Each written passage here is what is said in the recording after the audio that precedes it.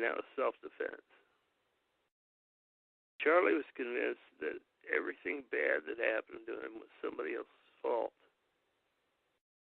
And the way he was treated, so abused because he was poor, he hated the world. He literally said, the more I look at people, the more I hate them. If he had an army, he could have conquered the world. He was that nasty. It's so interesting because we went from Starkweather to Manson, a decade later, and some of the things that they say seem so similar. You know what I mean? And they were both, I hate to say Napoleonic complex, but they were both short guys. You know what I mean? Both named Charlie. There's just so many similarities that, you rattling off those quotes and the feelings that Charles Starkweather had, just, I don't know, it brought me into the Manson state of mind because some of that seems so familiar, Well, Manson's our or my generation anyway. I don't know about your generation. I don't assume anything. I think we all kind of grew up with Manson one way or another, even if we weren't around, during the murders. I was not, but I knew who Manson was since I was a little kid, so I think everybody did. I'll tell you what fascinates me most about Manson and Starkweather also is the fact that their murders and their murder sprees compared to guys like Jeffrey Dahmer, Ted Bundy, Eileen Warmos, Richard Speck.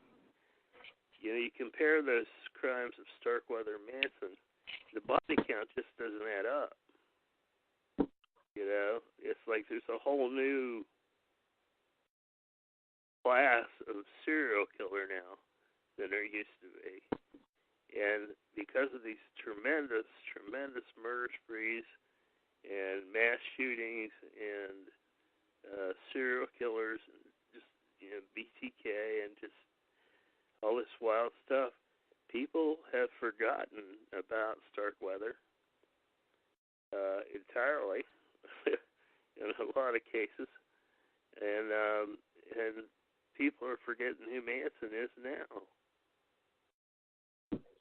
Yeah, I think the thing that Manson had going for him was obviously he wasn't executed and he was around all this time. But, most of the time I don't think people even knew exactly what Manson did or what he did do or, the whole story. And I kind of feel that way about Starkweather, too. The people who know who Starkweather is, maybe they don't know the whole story. But, they say, and this isn't my quote, but I think they said that Starkweather was kind of the first rock and roll murderer, the one that I don't know, the American public kind of took an interest in.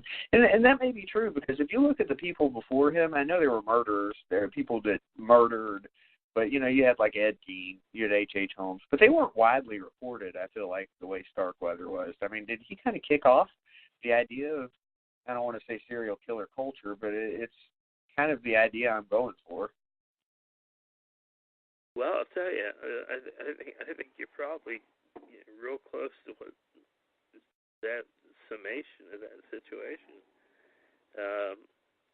There weren't serial killers like that before Starkweather. You can go back to stories in Europe of people like that. But here in America, I think we were a little more civilized until this happened. And every time somebody does something horrible like this, there's always some son of a gun comes along and does it worse. And I mean, we have I forget, like a dozen school shootings so far this year. It's crazy. So people like Starkweather and Manson over time will be forgotten. Yeah, no doubt about it. There's always some tragedy to replace the other one, unfortunately. And Starkweather, he I don't know, he was one of the first ones that I can think of also that kind of enjoyed that notoriety. That was one of the things that Natural Born Killers, I felt like, got right. Obviously, it's a very loose interpretation of the story, but, you know, the idea that this killer or these killers are enjoying the fame that comes with something like this, obviously in different eras. But in 1958, he loved being the James Dean that he was looking for. Talk a little bit about that, Starkweather's obsession with James Dean. You talk about it in the book, but let's talk about it here. Well, he would, but he wanted to be something he was not. Starkweather stood about 5'5", had bright red hair, kind of slight, definitely not Hollywood material. And he would go to see these James Dean films over and over again. And more so than not, I think he was impressed with cowboy movies. He called them shooting movies. He liked to go see the shooting movies. But yeah, he was a James Dean wannabe. He even cut his hair like James Dean. He wore a leather jacket like James Dean. He wore white boots like James Dean. He was just totally into that, yeah. Yeah, into that. He had the cigarette hanging out of his mouth. That's always a constant scene if you look at some of the photos where he's being led around by police. And that was just his image. I've hardly ever seen a photograph of a cigarette hanging out of his lip, or never seen a photograph without a cigarette hanging out of his lip. Yeah. He was, like I said, I don't know that I find him so interesting with the story itself, but the one thing I did want to get into, now the book paints it one way, and I wanted to see your opinion on this. It talks about in the book that the defense attorneys got him to plead guilty by reason of insanity, and I had always heard that he was firmly against that, him and his family, because it was like better death than dishonor. Am I mistaken on that, or was that something that you kind of... I know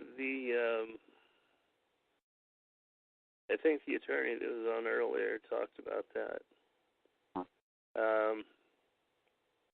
It was my understanding that he refused to do it. You never know whether Starkweather's parents told him to do one thing or another. It's, you never know. I heard that, first of all, the kind of crazy thing was Starkweather was arrested in Wyoming, and then he was extradited to Nebraska. Well, if he had stood trial in Wyoming, he would have got life in prison. But Nebraska used the death penalty. So his attorney, by doing that, sent him to the electric chair. Yeah, he didn't win that battle. Had they not extradited him, he would have been around for... Hell, he might still be here. But, it's crazy to think about. Do you not from the legal definition, because the legal definition is complicated, and we don't have to try to speculate on that. But in general, do you think he was insane? I think he was insane. I think Starkweather was definitely a psychopath. Mm-hmm. And I'll define that a little bit. A psychopath is someone who takes what they want and smashes what they don't want, just because they want to do it, not because of how it will affect anybody else. And that's what he was. He was a psychopath. If you want to equate that with crazy, then I'd say yes. Yeah, it's one of those things that, I could sit there and say that a lot of things these guys did, Dahmer and a bunch of them, how can they not be insane? But, of course, legal definition's a little bit different, so that's why I didn't even bother to get into that, to that side of it. That's Hey, look at it this way. The guy's got to be crazy to go out and date a 14-year-old girl and kill 11 people. And there's something wrong with the guy. Oh, yeah, absolutely. And that's the thing that I was wondering, too. What set him off? Do you think it was the fact that her parents told him, were having issues with him dating her? Was it just, he was fed up with it? He's a garbage man. He's sick of, people having to pick up rich people's trash. Was it just everything? Well, I'll tell you, what I read in one book was that Carol's mother, Velda Bartlett, accused Charlie of getting her pregnant. Yeah, that was a strongly circulated thing, too, that he had gotten her pregnant. Of course, they had never, that wasn't so, but, I mean, I could definitely see how that would be the start of a conflict, and then it turning, obviously, more violent from there. Well, yeah, that's when things really started going bad. He killed the guy at the gas station 6 weeks before or so, and then suddenly he takes to spree killing. Something happened to him. Something snapped. I don't know whether he enjoyed killing that man at the gas station so much that he decided to go out and do more of it. I don't know. And there's no way we'll ever know, because even if Charlie wrote a complete confession, it wouldn't be half true. Like talking to Ted Bundy, you can't trust anything he says because it comes out of his lips. It's just one of those things. Yeah.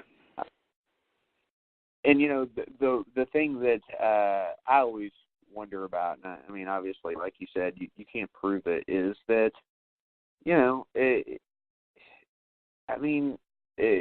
it's just one of those things like why? What pushed him to that point? Why? Where? How did you get there? And we talked about Bonnie and Clyde earlier, and they did kill for gain. I mean, they would kill people, but not just to kill people. They would kill people in the process of trying to get wealth. There would be a purpose for what they were doing. I just can't make heads or tails of half the things that Starkweather did, especially when it comes to, the old man. Maybe it was self-defense. Maybe the guy did have a gun when he got there, but why do you kill a 2-year-old? Because you're crazy, just like you said. I mean, he just had no regard for human life, obviously. Well, I understand that. That when you started to say that was the case that came to mind, was the August Meyer case. He was 88 years old, and he was a friend of Charlie and his father. They knew each other, and they used to hunt rabbits on his land. And so Charlie went out there. That road was muddy. He knew that. He got out there, and he said the old man pulled the gun on the porch, and he shot him first.